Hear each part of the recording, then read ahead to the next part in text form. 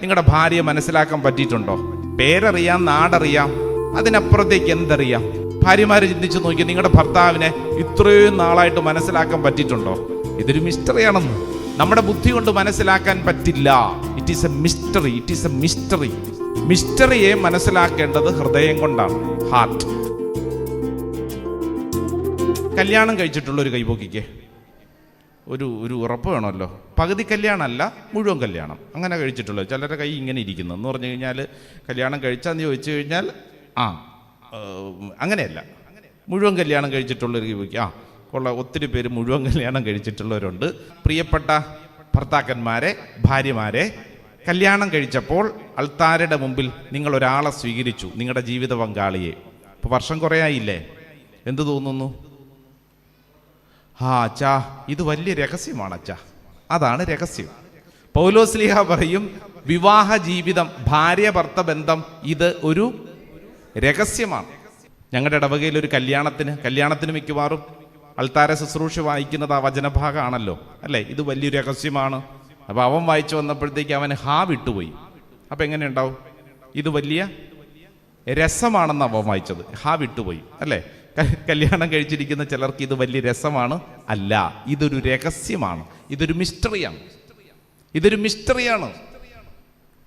നിങ്ങളുടെ ജീവിത പങ്കാളി ഒരു മിസ്റ്ററിയാണ്. നിങ്ങൾ ചിന്തിച്ചു നോക്കി, ഇന്നുവരെ ചേട്ടന്മാരെ നിങ്ങളുടെ ഭാര്യയെ മനസ്സിലാക്കാൻ പറ്റിയിട്ടുണ്ടോ?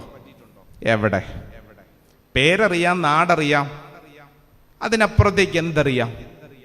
ഭാര്യമാര് ചിന്തിച്ചു നോക്കി, നിങ്ങളുടെ ഭർത്താവിനെ ഇത്രയും നാളായിട്ട് മനസ്സിലാക്കാൻ പറ്റിയിട്ടുണ്ടോ? എവിടെ? ഇതൊരു മിസ്റ്ററിയാണെന്ന്. നമ്മുടെ ബുദ്ധി കൊണ്ട് മനസ്സിലാക്കാൻ പറ്റില്ല. It is a mystery. It is a mystery. അപ്പൊ ബുദ്ധി കൊണ്ട് മനസ്സിലാക്കാൻ ശ്രമിക്കുമ്പോഴാണ് അവിടെ അടിപിടി, കലഹം, അവസാനം വിവാഹമോചനം. ബുദ്ധി.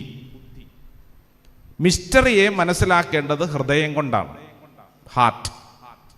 തല കൊണ്ട് മനസ്സിലാക്കാൻ ശ്രമിച്ചേക്കരുത്. എൻ്റെ ജീവിത പങ്കാളിൽ നിന്ന് എനിക്കെന്ത് മെച്ചം, എനിക്കെന്ത് കിട്ടും എന്ന് തല കൊണ്ട് ചിന്തിച്ചാൽ തീർന്നു.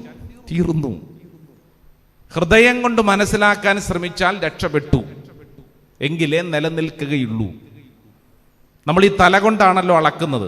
പരിശുദ്ധ അമ്മ നമ്മളോട് പറഞ്ഞിരിക്കുന്നൊരു കാര്യം എന്താണ്? പരിശുദ്ധ അമ്മ എല്ലാ കാര്യങ്ങളും തലയിൽ സംഗ്രഹിച്ചു എന്നാണോ എഴുതിയിരിക്കുന്നത്? അല്ലല്ല, ഹൃദയത്തിൽ. ഹൃദയം. അപ്പൊ മിസ്റ്ററിയെ മനസ്സിലാക്കണമെങ്കിൽ ഹൃദയം കൊണ്ട് മാത്രം. അപ്പൊ പള്ളി വന്നിരിക്കുമ്പോഴത്തേക്ക് തല കൊണ്ടാണോ പ്രാർത്ഥിക്കേണ്ടത്, ഹൃദയം കൊണ്ടാണോ? ഹൃദയം കൊണ്ട്. തല കൊണ്ട് പ്രാർത്ഥിച്ചാൽ എങ്ങനെ ഇരിക്കും? ചിലതിരിപ്പുണ്ട്, ആലോചിച്ചുകൊണ്ടിരിക്കുക. അങ്ങനെ ഇരുന്നോണ്ടേ ഇരിക്കും. ആലോചിച്ചുകൊണ്ടിരിക്കുന്ന കൊണ്ടും കണക്ക് കൂട്ടി നോക്കുന്നത് കൊണ്ടും ഒരു ഉത്തരവും കിട്ടില്ല. ഹൃദയം കൊണ്ട് പ്രാർത്ഥിച്ചെങ്കിൽ മാത്രമേ കാര്യം നടക്കുകയുള്ളൂ. അപ്പൊ ചോദ്യം, ഈ ഹൃദയവും തലയും തമ്മിൽ എന്നാ വ്യത്യാസം? ഇതിൽ വ്യത്യാസമുണ്ടോ? ഹൃദയം കൊണ്ട് മനസ്സിലാക്കണം, ഹൃദയം കൊണ്ട് സ്വീകരിക്കണം, തല കൊണ്ടല്ല. എന്താ ഈ തലയും ഹൃദയം തമ്മിലുള്ള വ്യത്യാസം? തലയുടെ പ്രത്യേകത എന്താ? ഹെഡ്, തല. തലയ്ക്കകത്ത് മുഴുവൻ എന്നതാ ഉള്ളേ? തലയ്ക്കകത്ത് മുഴുവൻ കാര്യകാരണ സഹിതം ചിന്തിക്കുന്ന ഒരു സ്വഭാവം.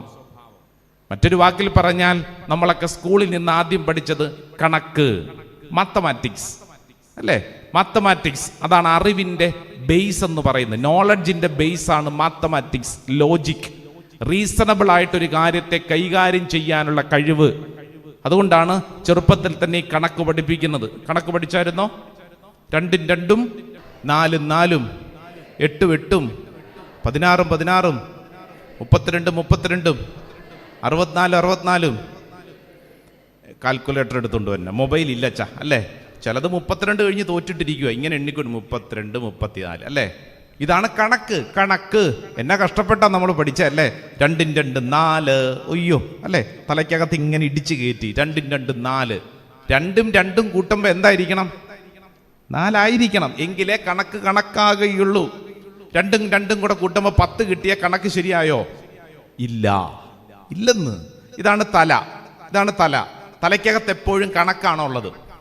കല്യാണം കഴിച്ചപ്പോ ഭർത്താവ് ഭാര്യയിൽ നിന്ന്, ഇവളിൽ നിന്ന് എനിക്കെന്ത് കിട്ടും ചിന്തിച്ചോണ്ടിരിക്കുക. രാവിലെ തൊട്ട് ചിന്തിച്ചോണ്ടിരിക്കുന്നു, ഒന്നും കിട്ടുന്നില്ല.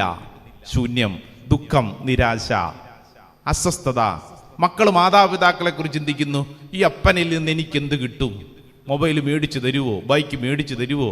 എൻ്റെ കാര്യം എന്താകും? ഇങ്ങനെ കണക്ക് കൂട്ടിക്കൊണ്ടിരിക്കുക. എല്ലാ ബന്ധങ്ങളിലും ഇങ്ങനെയുണ്ട്. ബന്ധങ്ങളിൽ ഹൃദയം വേണം. ഹൃദയമുണ്ടെങ്കിലേ കാര്യം നടക്കുള്ളൂ. കാരണം ഹൃദയം കണക്ക് കൂട്ടത്തില്ല. പ്രാർത്ഥിക്കാനായിട്ട് ഇവിടെ ഇരിക്കുമ്പോൾ കണക്ക് കൂട്ടിക്കൊണ്ടിരിക്കരുത്. ഹൃദയം കൊണ്ട് പ്രാർത്ഥിക്കണം. ഹൃദയം കൊണ്ട് പ്രാർത്ഥിക്കണം, അല്ലേ? മാതാപിതാക്കൾ മക്കളെ വളർത്തിക്കൊണ്ടുവരുമ്പോൾ മാതാപിതാക്കൾക്കൊരു കണക്ക് കൂട്ടലുണ്ട്. എൻ്റെ മകൻ ഇങ്ങനെ പഠിപ്പിച്ച് അങ്ങനെ ആക്കി ഇങ്ങനെ ആക്കണം. കുറച്ച് കഴിയുമ്പോൾ മനസ്സിലാകും, ഒയ്യോ നമ്മുടെ കണക്ക് കൂട്ടൽ ഒന്നും നടക്കണില്ലെന്ന്. മനുഷ്യന്റെ കണക്ക് കൂട്ടലുകളൊന്നും നടക്കുന്നില്ല. നമ്മൾ ഇങ്ങനെ കൂട്ടിക്കൊണ്ടിരിക്കുകയാണ്.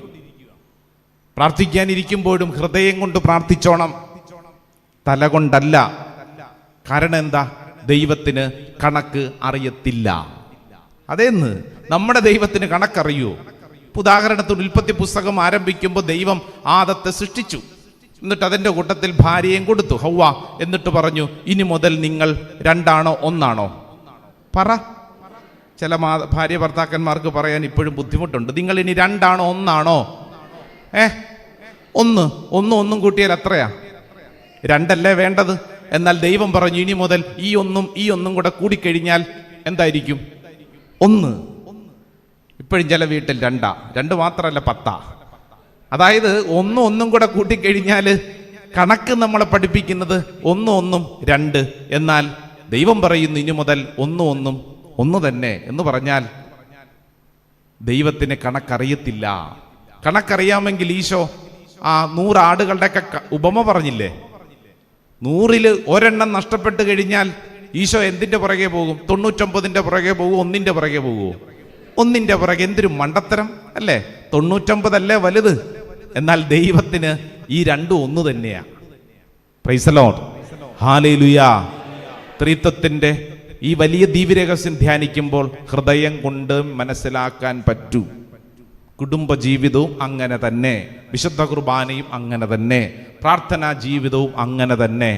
ആലോചിച്ചും ചിന്തിച്ചും കൊണ്ടിരുന്നു കഴിഞ്ഞാൽ അങ്ങനെ ഇരിക്കുകയുള്ളൂ. ഹൃദയം കൊണ്ട് മനസ്സിലാക്കിയാൽ പരിശുദ്ധാത്മാവ് പല കാര്യങ്ങളും നമ്മളെ പഠിപ്പിക്കും.